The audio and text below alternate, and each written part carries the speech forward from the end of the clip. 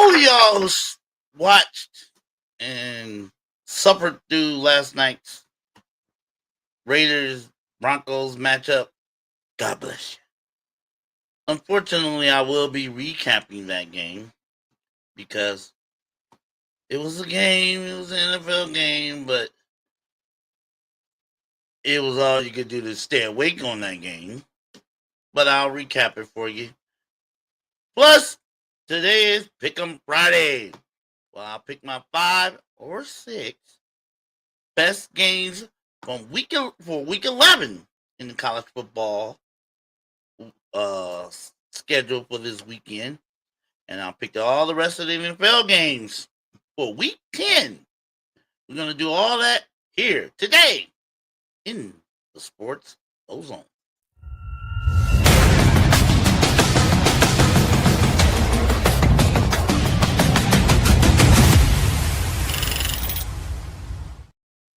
Big O with a big mouth coming at you for an Pick'em Friday, November 7th, 2025. And before I get into the game and the picks, I have to give a moment to pay my respects and send my condolences and prayers to the family of Dallas Cowboys defensive tackle Marshawn Kneeland. And as you probably already know, that the young man, Marshawn Kneeland, took his own life 2 days ago after a chase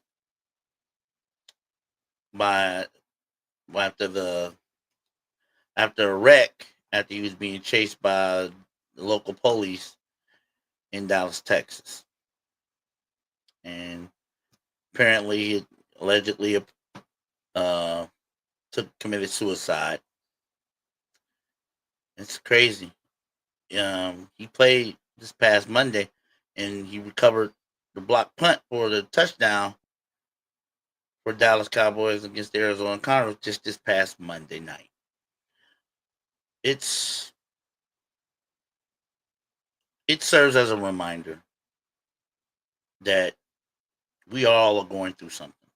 We all are. Mentally, emotionally, we are all going through some form of stress, anxiety, if you will. And you have to get help.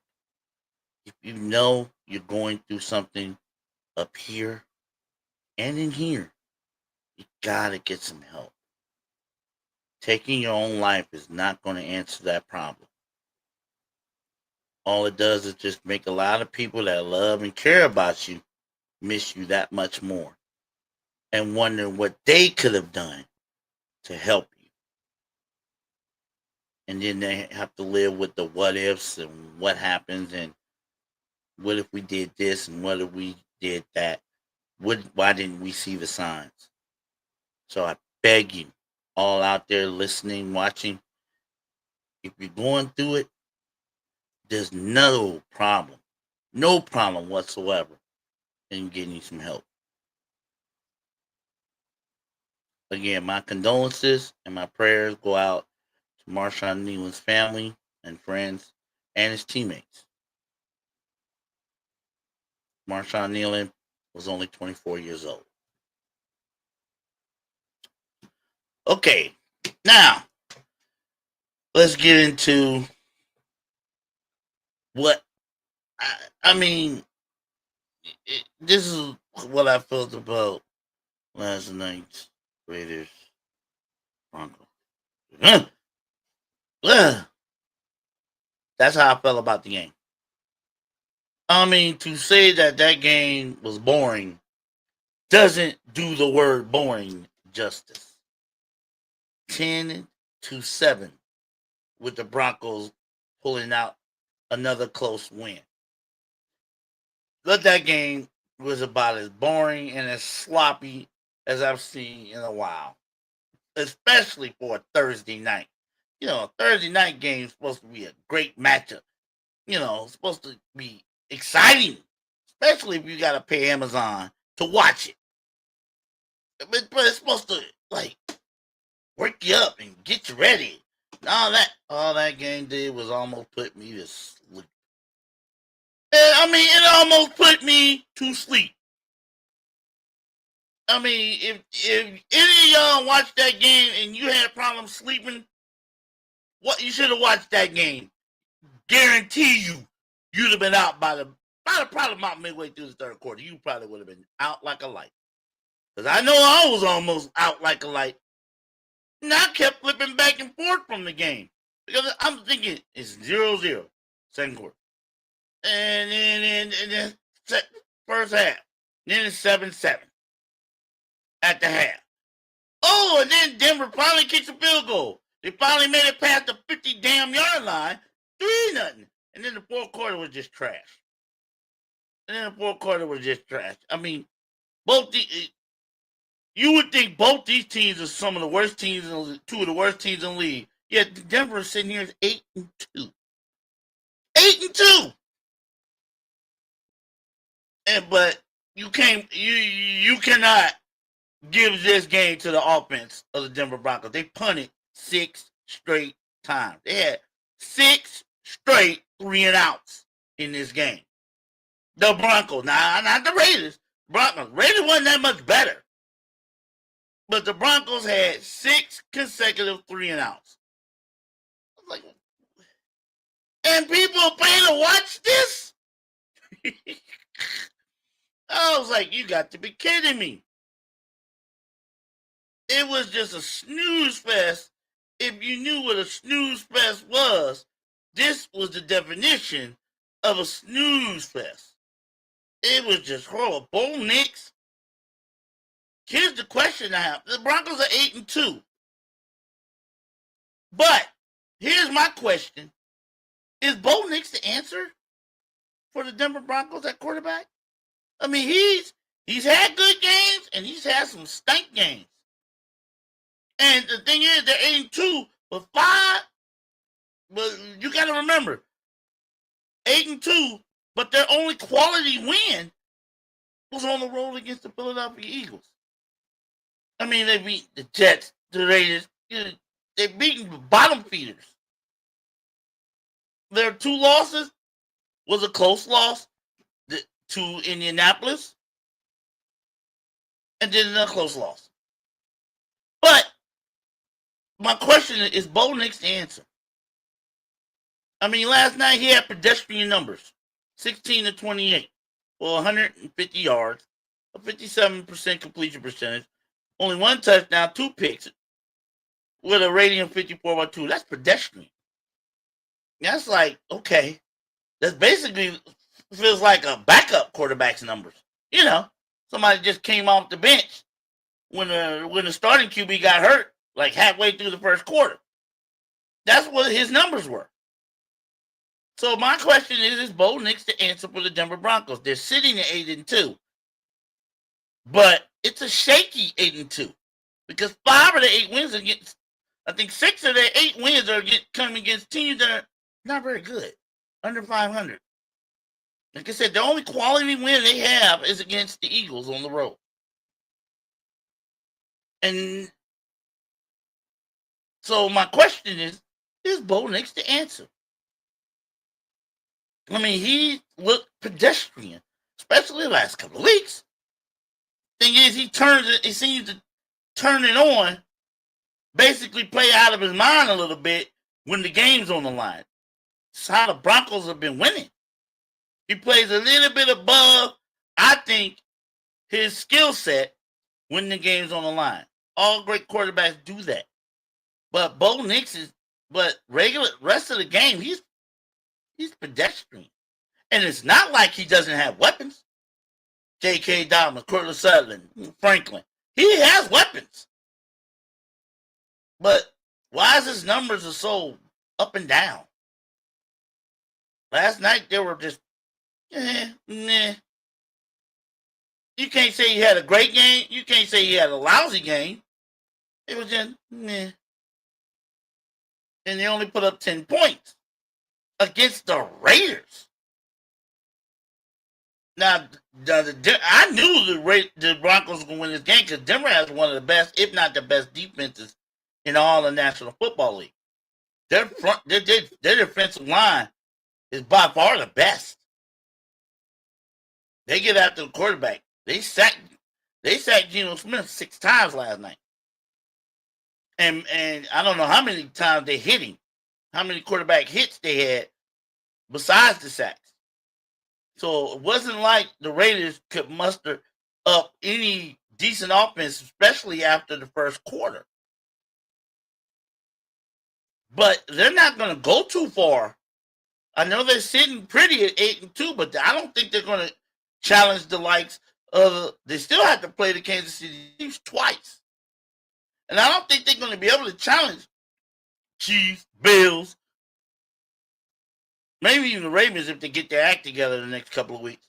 I don't think they'll be able to challenge them in the playoffs because Bo Nix and the offense has been really pedestrian the last couple of weeks. They've been pulling out wins, but their offense has got to get to clicking.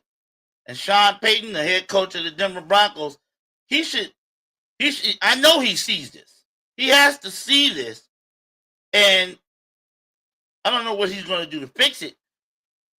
But if he plans on taking Denver to the high heights that I'm sure he wants to take them, he got to get Bo Nix right. If he's going to ride with Bo Nix, he got to get him right. He can't go into the playoffs with those pedestrian numbers and expect to win. No.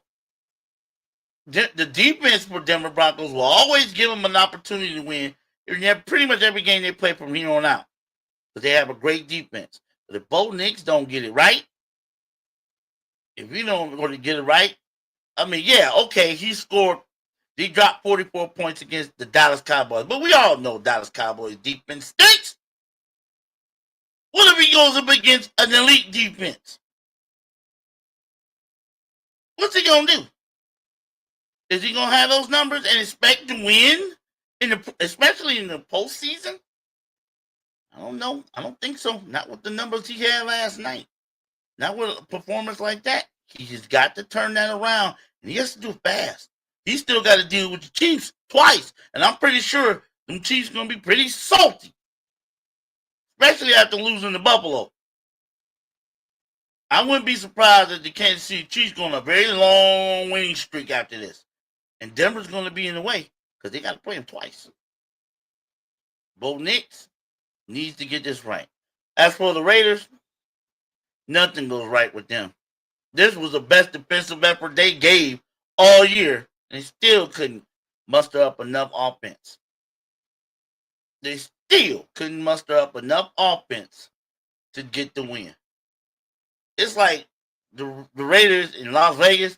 You know, Las Vegas, you're supposed to have, hopefully you have Lady Luck on your side when you go to Vegas. And Lady Luck took a day, it must have took the season off for the Raiders. Because she don't like them. Lady Luck just don't like the Raiders. I don't know why. But Lady Luck does not like the Raiders. Last week they lost because they on a failed 2-point conversion that would have won them the game. And then they lose by 3 points simply because they couldn't muster up enough offense to get one more touchdown. I mean, they got nada after the first quarter. Nada. Next. Nothing. It's like they just bad luck Raiders. That's what I call them. They just bad luck or no luck. But they fall to 2-7 as Denver Broncos sitting pretty on top of the AFC West at 8-2. But it's a shaky 8-2. It's shaky. Because one, that like I said, they've only beaten one quality team, and that's the Eagles. And they've had close wins against teams under 500. So it's shaky. I mean, win's a win. You take the win. And I wouldn't bet the house on the Denver Broncos when they make the playoffs. I would. That's just me. But a win's a win, and Denver got the win 10-7 against the Las Vegas Raiders last night. Now, it's time for Pick'em Friday.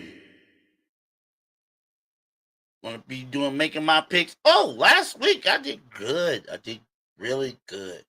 I went 4-1 on my I went 4-1 on my college football picks, and I went 6-4 because a couple was wash. I went 6-4 on my NFL picks, so I'm getting better. Told you I was gonna get better. I told y'all I was gonna get better, and I'm getting better. Getting a little better. Figuring this out a little bit as I go, and I'm pretty sure next year I'm gonna be a whiz at this because I'm gonna delve into a lot more. But that's next year. This year, this week, this weekend, let's get into it. Here's the picks. My college football first, as you know, if you've heard or seen my Friday picks before, I always pick against the spread using a sports book that I will not mention, but it will be against the spread, and I will pick the over under. I picked 5 or 6 best games, or what I think will be the best games or the best matchups for the upcoming weekend, which is for college football. We're now in week 11. So here we go. First off, got a top 10 matchup out west. BYU, number 7 in the college football playoff rankings. They come in at number 7. And they're going on the road to Lubbock to take on the number 8 Texas Tech Red Raiders. Got the Red Raiders favorite at home by 10.5 with an over-under of 52.5. This could be a sucker's bet. BYU is tough. I've seen them play a couple of times. And BYU, they got a tough defense, and their offense, it may not light up points in bunches, but it gets the job done. And I'm wondering how the hell are they underdogs by 10.5, double digits. I know Texas Tech is supposed to be one of the darlings of the Big 12, but they did lose a game. They have lost one. I believe BYU was undefeated. I do believe BYU is undefeated. Texas Tech has taken the L. So what gives? I don't think the spread should be that big. 10.5. I know Texas Tech is at home. At home, they tend to light up the scoreboard a little better. But still, BYU ain't no chumps. These ain't chumps they playing. This is the BYU Cougars. They can bring it. I've seen them do it. So 10.5 is a little bit too steep for me. Now, I'm going to take Texas Tech to win it simply because they're at home. I'm going to take Texas Tech to win this game, but I like BYU to cover the 10.5. If Texas Tech wins this game, I think this game is going to be the classic Big 12 shootout, where the last team gets the ball wins. So I'm going to go with BYU to cover. I like Texas Tech to win. And then give me the over on the over-under 52.5. I think they're going to like the score. Both these teams going to like the scoreboard up. But I'll take the over on the 52.5. So, Texas Tech, I got them winning this game, but I have BYU to cover the 10.5. So, that game's scheduled for 12 noon kickoff. A little early action out there out west. Next on the list, we got number 3 in the college football playoff rankings. All these rankings are now based on the latest college football playoff rankings. So we got number 3, Texas A&M, going on the road to Columbia to take on number 22, Missouri Tigers. A&M is favored by 6.5 with an over-under of 48.5. No, everybody knows Missouri needs to win this game. A&M is one of those teams, they're in a sweet spot. They can afford to lose a game. Along with Ohio State, Indiana. Those teams, they can afford to have a hiccup, if you would say. They can afford one and still make it to the college football playoff, no problem. For Texas A&M, though, they can separate themselves from the pack with a blowout win on the road against Missouri. And it will send Missouri, it will end any chance, and I mean any chance, of Missouri making the college football playoff. But Missouri's tough at home. They did beat Vanderbilt. They gave Alabama everything they wanted.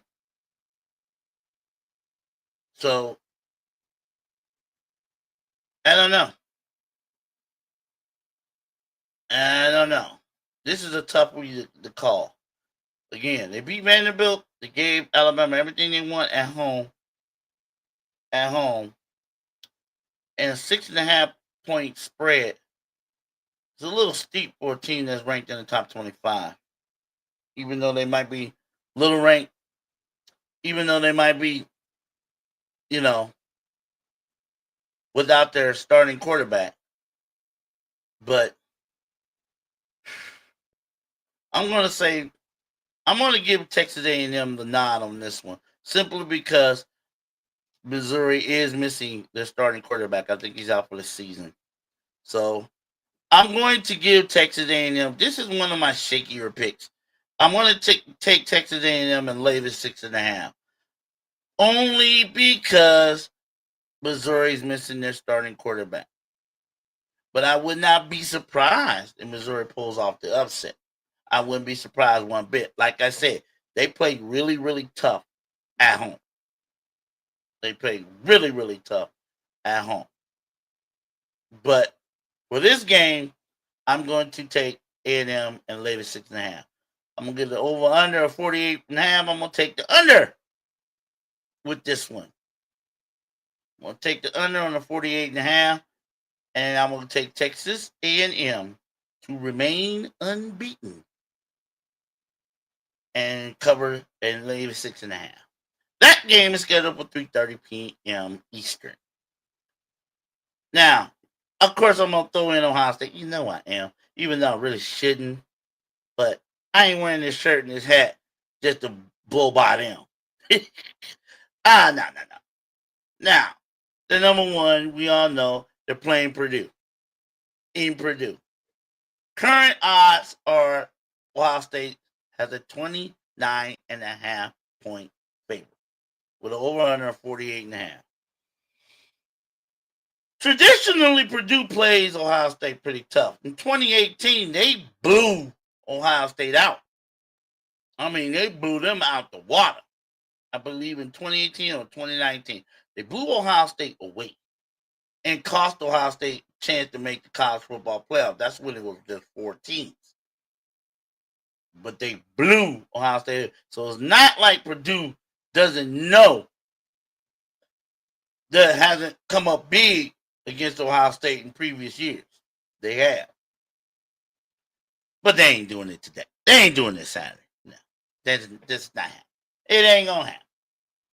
The only question about this one is, how bad Ohio State going to beat them? Or are they going to beat them bad enough to cover the 29.5 point spread? My answer is no. I don't think Ohio State is going to beat Purdue that bad on the road to cover 29.5 points. I love the Buckeyes, and I hope they do. I just don't see that happening on the road. And it's going to be cold up there. Cold, post snow. It's football time in Ohio and in Indiana. Cold, snow, it's that type of weather. So that might slow down Ohio State's offense, especially the passing game a little. Just a little bit. Not a lot. Ain't going to slow down a lot. Just slow down a little bit. Just a little bit. To where Purdue might be able to cover that spread. So, Ohio State will win, no doubt. But I'm going to pick Purdue to cover the 29.5 points. They are little by little. I mean, they pushed Michigan last week in Ann Arbor. They pushed them. Only lost by 5 in Ann Arbor. So they're improving. improving little by little. So do I think they'll give Ohio State a little bit of a push? Probably. For maybe a quarter, maybe a half. Then Ohio State's going to do what they do and put them in the dust. However, I like Purdue to cover the spread on this one. I told you guys, I might be a Buckeyes fan, but I call it like I see it. And I see 29.5 points against Purdue on the road might be a little bit too steep. So give me the Buckeyes to win the game. I'll take Purdue to cover the 29.5 points. And I will go over on the over-under of 48.5. That game is scheduled, or if anybody bothers to watch it, that game is scheduled for 1 o'clock Eastern. Next, big matchup in the Big Ten. Huge matchup in the Big Ten. Could be a playoff eliminator for one of these teams. For both of these teams, this could be a playoff eliminator. And you thought, another you're sitting there looking like, what is he talking about? A playoff eliminator in the Big Ten. We got number 9 Oregon on the road and to face Iowa Hawkeyes. That's right. The number 20 Iowa Hawkeyes. People been sleeping on the Iowa Hawkeyes, but they have quietly gotten to 6-2. Quietly. I mean, they probably been so quiet, people ain't really paid attention. Their only 2 losses were to Iowa State on a field goal and to Indiana on a late touchdown. Only lost by 5. Those are their only 2 losses. They're actually putting up points. They're averaging over 31 points a game. Yes, Iowa. The team that for the last 2-3 years, if they scored 20 points in the game, it was a miracle. Well, they putting up points this year, and they're shutting teams down. They blanked Wisconsin 37-0 in their house. So they putting up points, and they playing that defense that if you're a Big Ten enthusiast, you know Iowa comes with the defense. That's one thing that's been constant under their head coach, Kirk Ferentz. They come with the defense every year. They always have a strong defense. Well, now they're scoring points too. So this game is a little intriguing to me. You got Oregon, and Oregon, let's face it, the Ducks are not the Ducks of last year, where they were just bludgeoning teams. They're not doing that. And especially ever since they lost to Indiana, they just been like, okay, we're doing just enough. Well, you can't do just enough playing in Iowa. No, you got to come a little better than that. And Dan Lanning, I hope Dan Lanning is preaching that to his players. This is a tough Iowa team. And like I said, they've quietly gotten to 6-2. Only 1 loss in conference. So they're still in play to go to the Big Ten championship. And if Iowa can win out, they beat Oregon and they got 1 more others. If they can win out, they could be a sneaky backdoor pick to get into the college football playoff. That's right. Iowa. Yes, the Hawkeyes. Iowa. If they win out, and I know a few other dominoes might have to fall from teams in front of them, but if they win out, beating Oregon and beating everybody else on their schedule, I wouldn't be surprised if they're a backdoor pick for the college football playoff. So this could be an eliminator game. Oregon, they've already lost the game. They got to stay in front of the pack. You know what I mean? If they lose this game, their odds of making the college football playoff can probably go under 10%. Depending on how the teams behind them do. But with 2 losses, especially 2 in-conference losses, If Oregon loses this game, woo-wee, this gonna turn college football playoff rankings upside down. Trust me.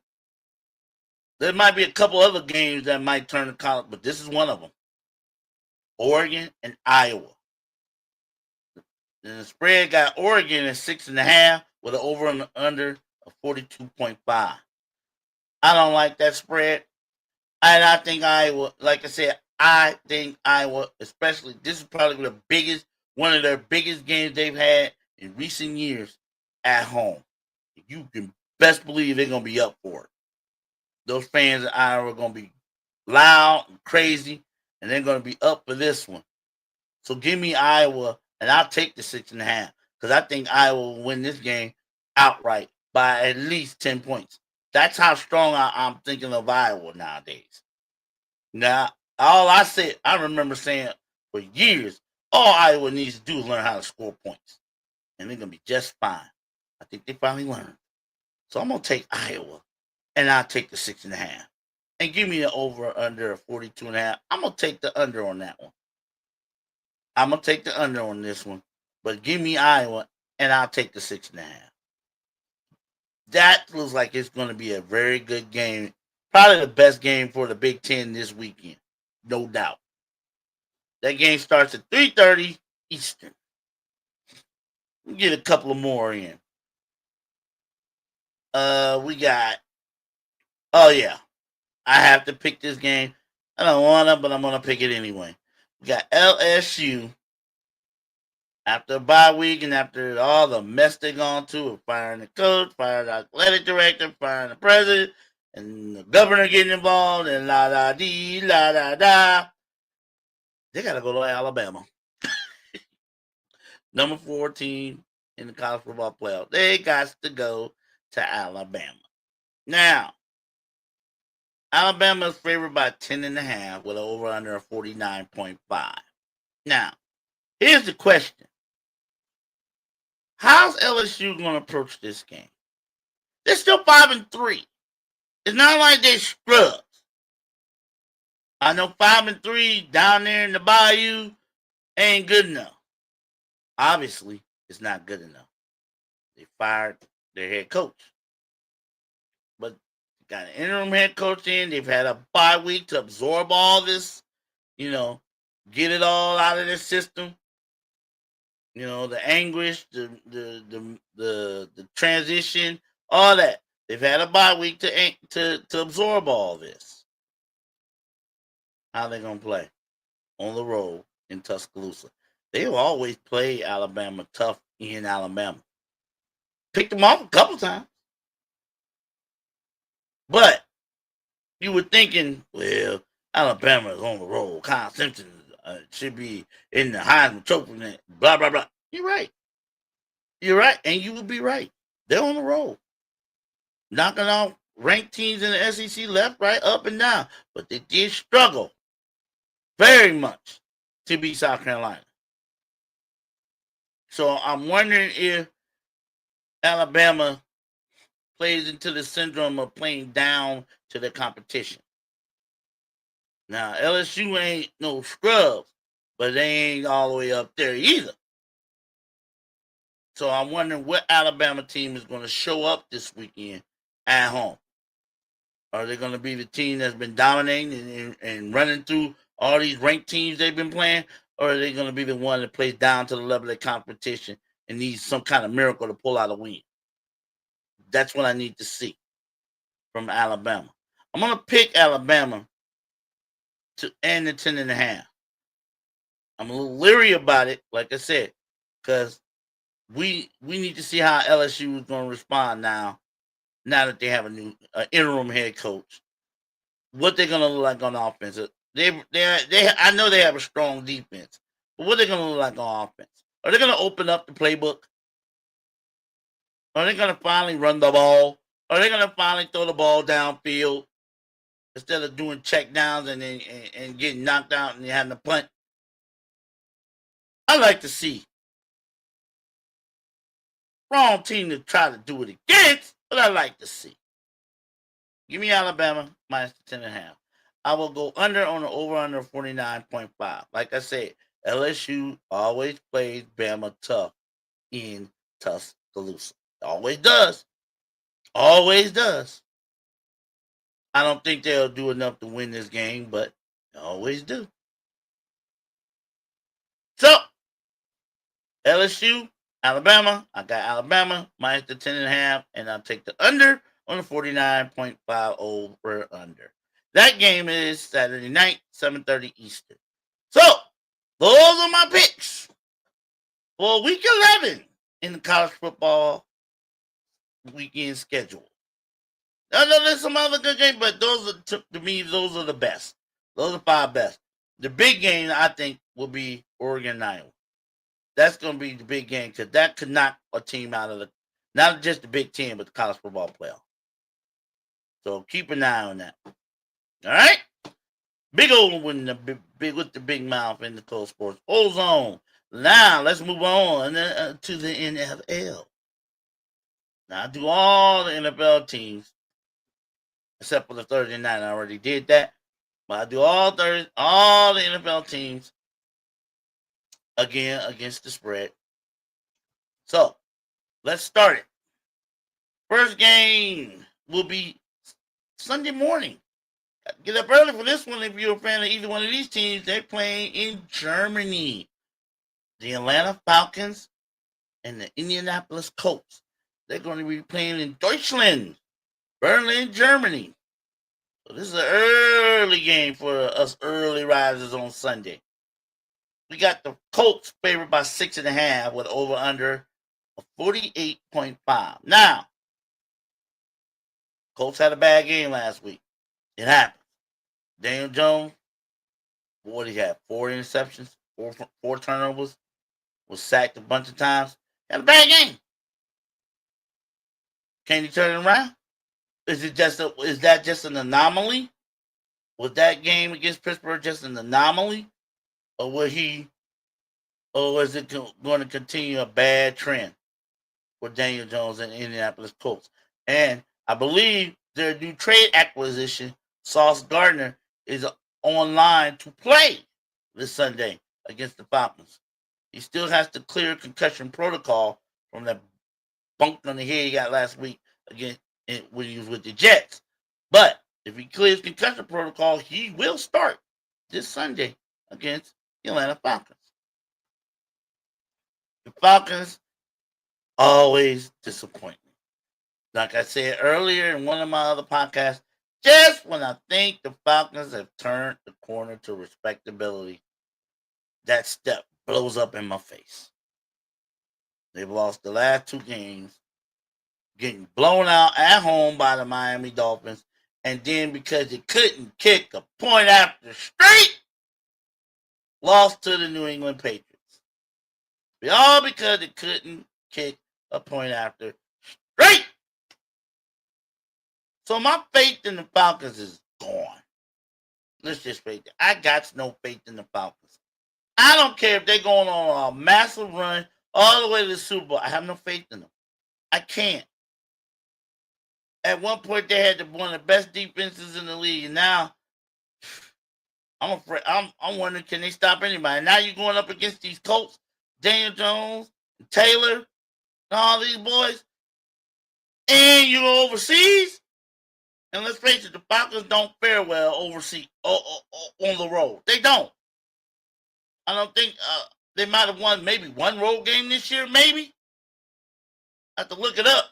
But they don't fare too well away from the confines of Mercedes-Benz Stadium in Atlanta, Georgia. They don't fare too well.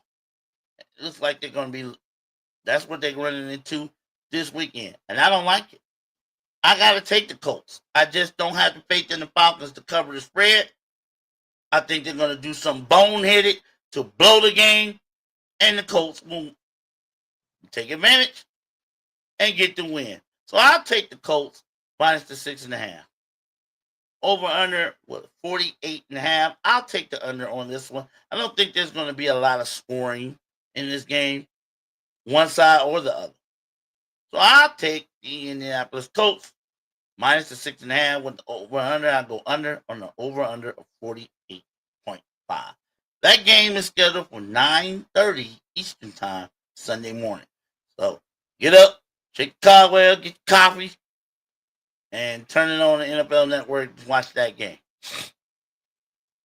Next, Jacksonville Jaguars head to Houston to take on the Texans. Jaguars are favored by a point and a half with an over-under of 37.5. Well, all the CJ Stroud ain't playing, they ain't winning. That's simple as that. If CJ Stroud's hurt, they ain't got a chance. I'm sorry. They just don't have a chance. They don't have enough offense. Without CJ Stroud, they don't have enough offense to muster up enough to take out the Jacksonville Jaguars. And the Jaguars are just like they're like right there, but they ain't there. If you know what I mean? They there, but nobody's really talking about them. You know what I mean? They just like, okay, we see you, but we don't see you. We don't believe in you yet. I guess it's because you would think after the Jaguars, their signature win this year was against the Chiefs. You would think that after that win, everybody would be on notice with the Jacksonville Jaguars. You know, you'd have them on notice. It's not turning out that way. It's like, okay, you beat the Chiefs and still show me something. But I believe the Jaguars are turning the corner. I think so. So I believe they're turning the corner. Finally. All these years, I think they're finally turning the corner. So I take the Jaguars, especially with in this game with no CJ Stroud. I will take the Jaguars minus the point and a half. I think they'll win by more than that, personally. Give me the over under 37.5. I'm gonna take the over on this. I think both teams might put up a few points, entertain the crowd, but Jacksonville just do a little bit better. So, Jaguars minus the point and a half, and I'll take the over on the 37.5. That game scheduled for 1 o'clock Eastern.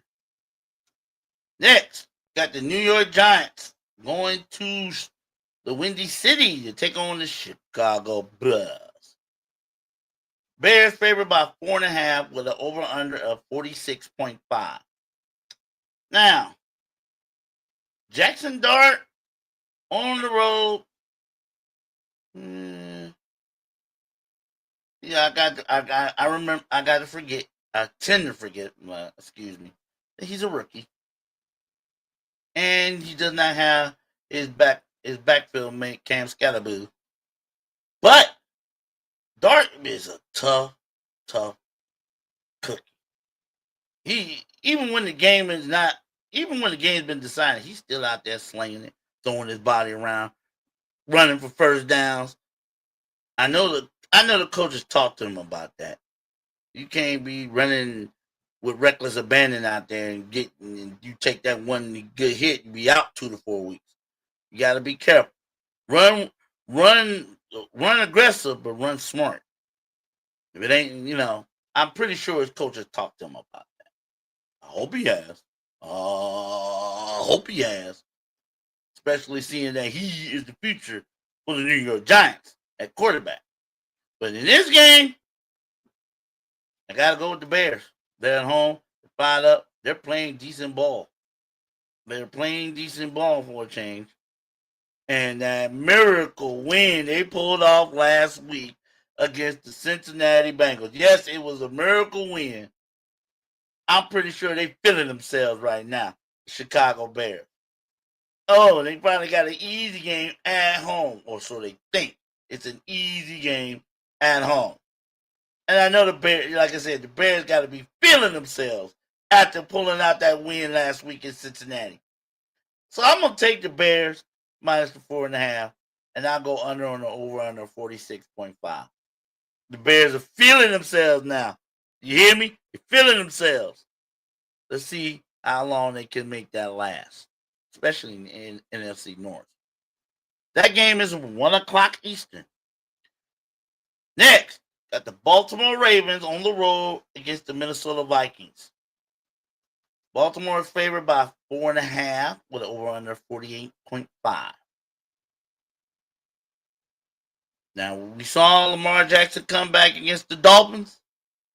You look good. You look good.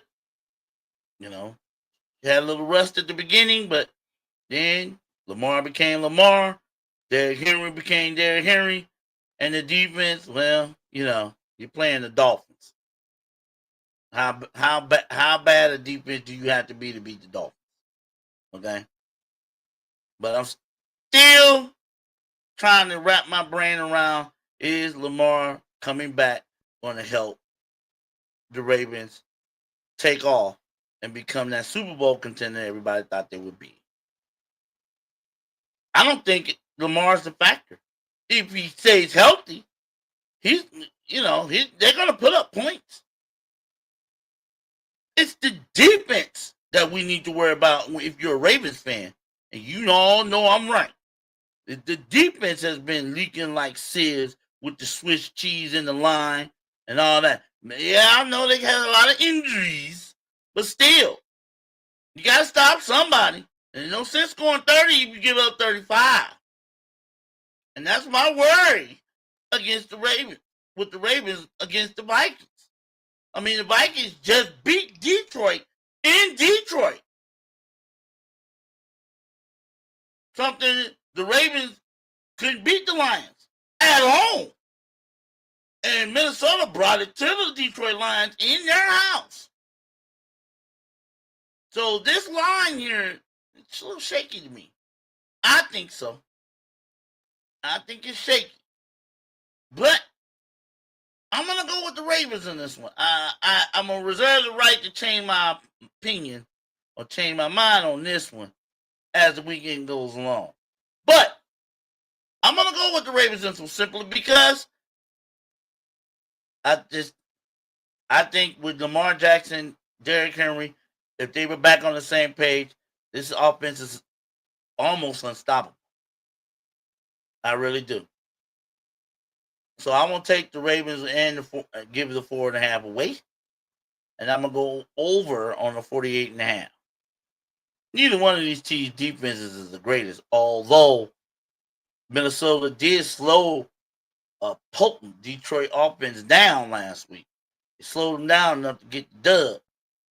I wonder if they'll be able to slow down the Ravens in their house. We'll see. My mind says no, they won't. I'll take the Ravens and the 4.5. Not the 4. I'll give away the 4.5. All right.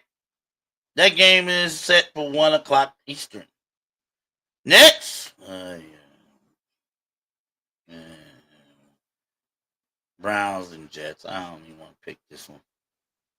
Give me the Jets. I don't care what the spread is. I told y'all a long time ago, I ain't never picking the Browns. The cover or the win outright. Not this year. For the rest of this year, not picking the Browns for nothing. They end up throwing offense, wasting a good defense. They ain't got nobody to throw the ball to. They got a rookie quarterback who can barely see over the line. I ain't picking the Browns to win this game. Not your mind. And if you smart, you wouldn't pick them either. I know they're favored by 2.5 over the 1-7. 1-7 Jets. Who cares? Don't pick the Browns. Don't. If you have to pick it, don't sit this bet out. Because all they're going to do is let you down. They don't have no offense. I bet you they lose this game on a field goal. Or it'd be like 10-7 or 13-10 or something like that. Give me the Jets. I'll take the 2.5. And I'll go under on 37.5. Because I don't think either one of these teams is going to score 20 points. That game is scheduled for 1:00. Next, the New Orleans Saints on the road against the Carolina Panthers. Panthers favored by 5.5 with over on 38.5. Saints are pretty much let go of the season, and rightfully so. They stink.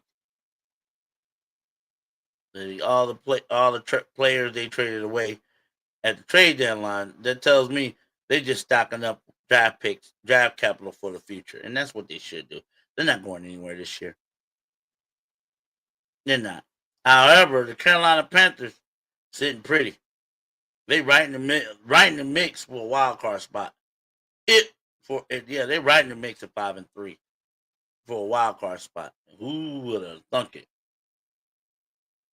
With Bryce Young and they got Chuba Hubbard, they got some weapons, and they don't scare nobody. They don't get scared of any team. They don't get scared at home, on the road. They're not scared. They just play. Yeah, they look bad against Buffalo, but then they go with the Green Bay and get a win. They're not scared. That's what's intriguing to me about the Panthers. They don't play scared. They ain't scared of who they got to play or where. They don't care. They're just gonna go out there and play and let the chips fall where they may. And that's what I like from any professional sports team. Go out there and don't play scared. You just play your ass off and let the chips fall where they may. And the Panthers are showing me that they're doing that. They're capable of doing that every week. So give me the Carolina Panthers minus the 5.5. I mean, this is like an easy game for them. I believe this will be an easy game. The New Orleans Saints ain't nothing. They're not going nowhere.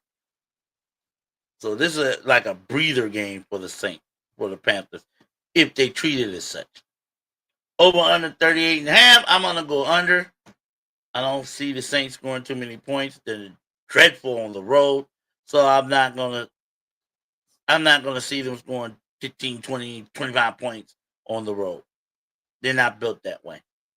Again, give me the Panthers minus the 5.5, and I'll take the under on the 38.5 over under. That game is scheduled for 1 o'clock Eastern.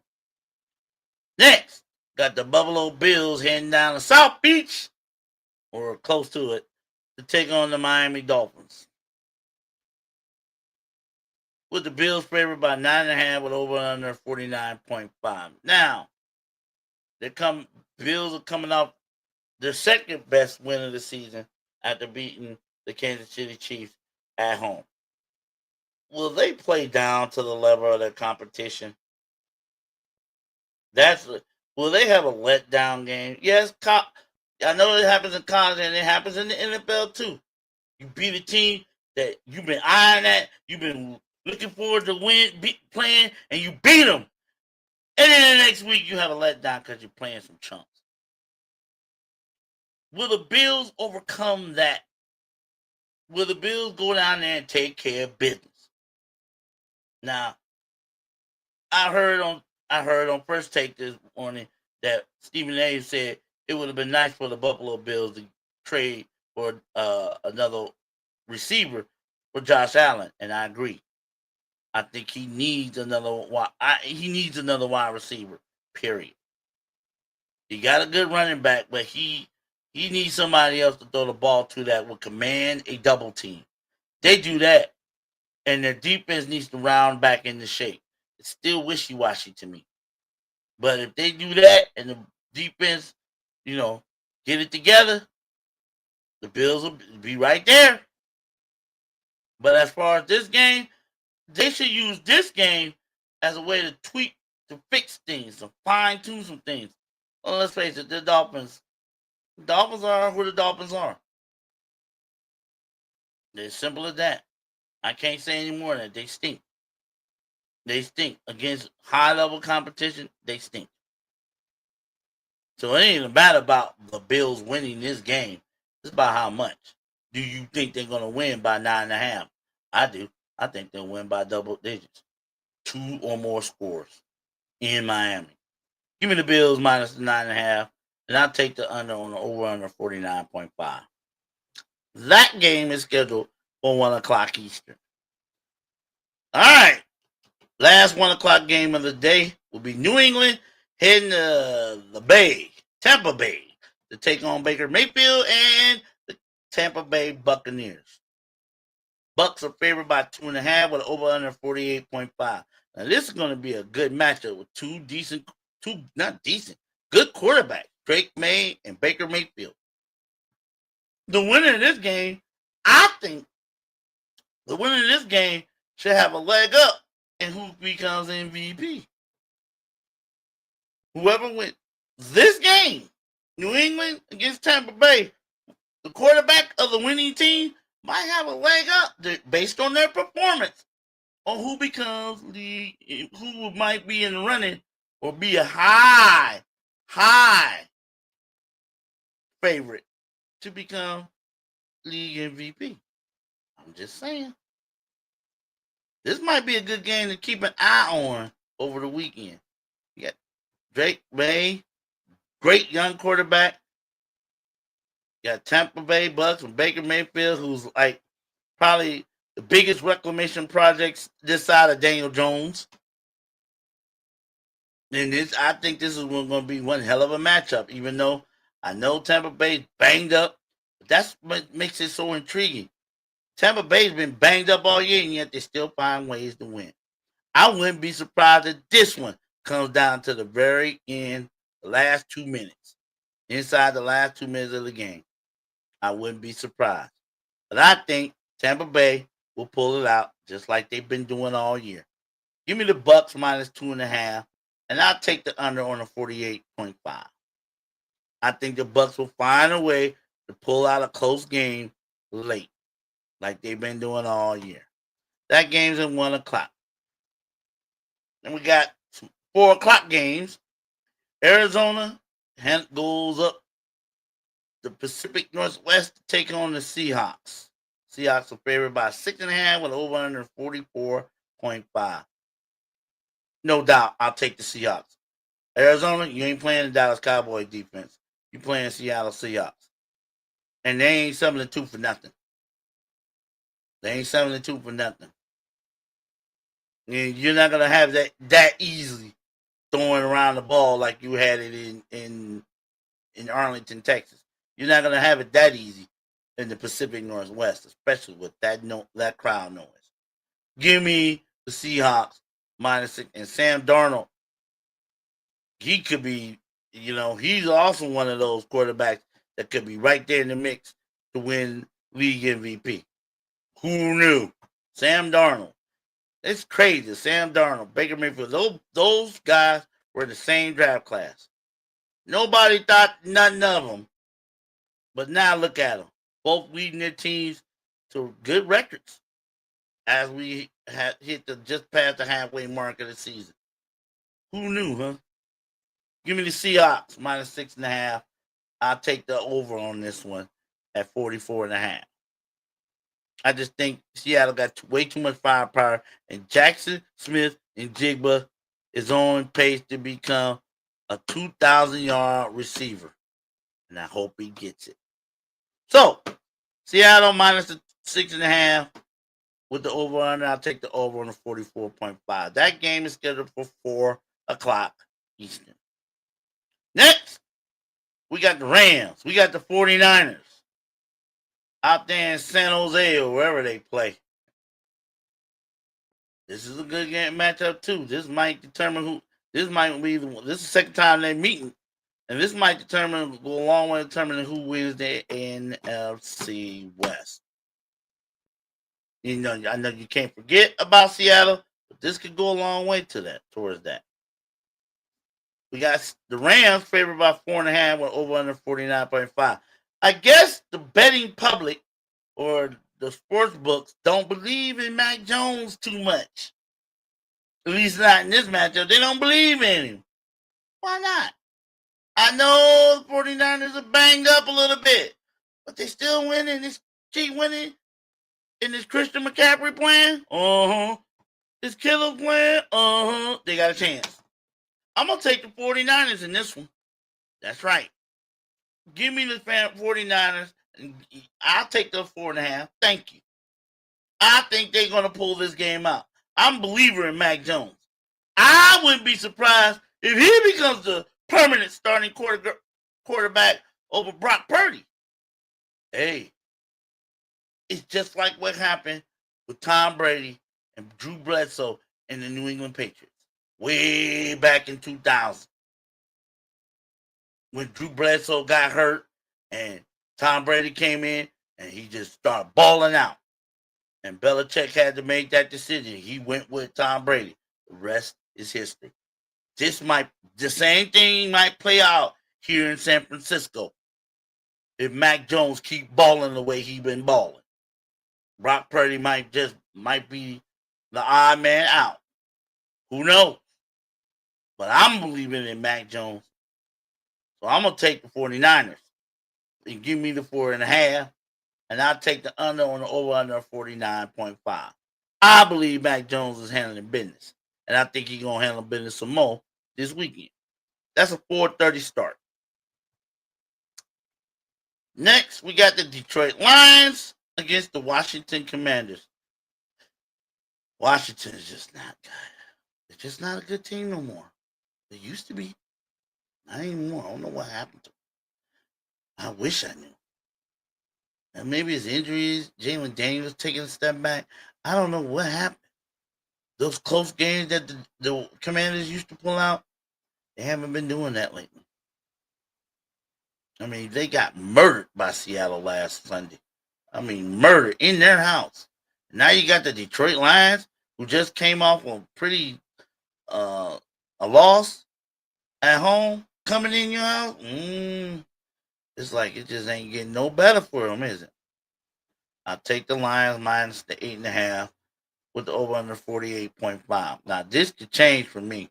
I know it's a big margin for the Lions on the road.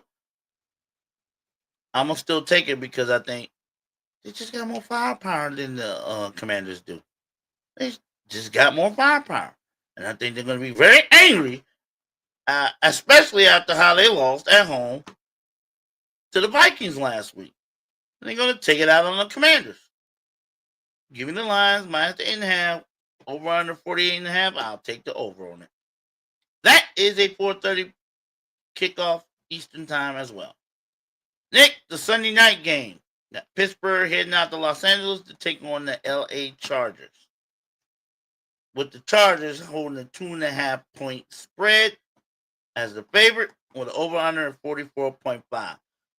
It's all about this. What version of Aaron Rodgers we're going to get, and what version of the Pittsburgh defense are we going to get? We're going to get the defense that came close to, being the steel curtain against the Indianapolis Colts? Or are we going to get the defense that stuck up the joint against the Green Bay Packers? Which defense we going to get? A or B? I don't even know no more. We'll find out. Because you're going against the Chargers and Justin Herbert. So you better have that defense you had last week. Because if you had that defense you had against the Green Bay Packers, it's going to be a long day for the Chargers. It's going to be a long day for the Steelers. A long day. And Aaron Rodgers. What version of Aaron Rodgers? He's been okay. But he hasn't been Aaron Rodgers of old. He's just been okay, Aaron Rodgers. I know the Steelers fans would like to have Aaron Rodgers of like the old, of Green Bay Aaron Rodgers. That's what the Steelers need if they want to hold off the Ravens in the AFC North. They need Aaron Rodgers to be old Aaron Rodgers. And they need that steel curtain defense back.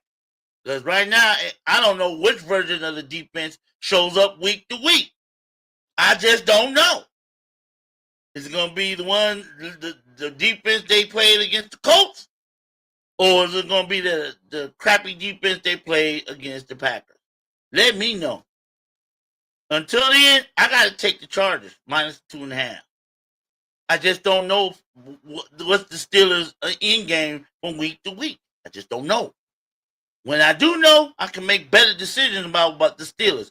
Until then, Chargers, minus 2.5. I'll take the under on the over-under, 44.5.